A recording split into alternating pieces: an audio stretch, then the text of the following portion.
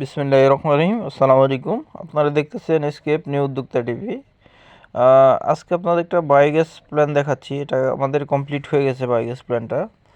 তো আপনারা যারা বায়োগ্যাস প্ল্যান করবেন, দেখেন আমাদের বায়োগ্যাসের যে কাজগুলো আছে, আমরা কি নিখুঁত ফিনিশিং আমাদের কাজের। এটা হলো ইনলেট চেম্বার। আপনারা ইতিপূর্বেই জানেন যে এইগুলোর নামগুলো জানেন। এখানে গোবরটা দেওয়া হয়। এইখানে গোবর দেওয়ার পরে যে এখানে পাইপ দেয়, যে এটা হচ্ছে মূল গ্যাস ডোমটাতে। হ্যাঁ, এখানে আহ, গোবরটা আসার পরে এখানে গ্যাস উৎপাদন হয় এবং হচ্ছে যে পাইপের মাধ্যমে গ্যাসটা ডেলিভারি হয় আর কি।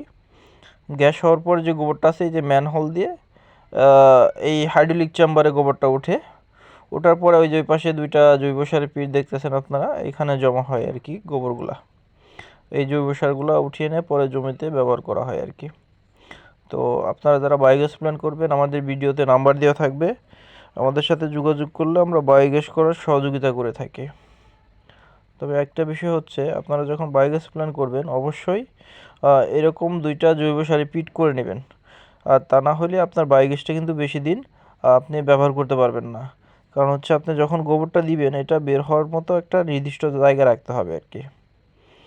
আর যখন আমাদের মিস্ত্রিরা কাজ করবে, তখন তাদের সাথে সহযোগিতা করবেন, তাহলে হচ্ছে আপনার বায়োগ্যাসটা অনেক সুন্দরভাবে তারা করে দিবে।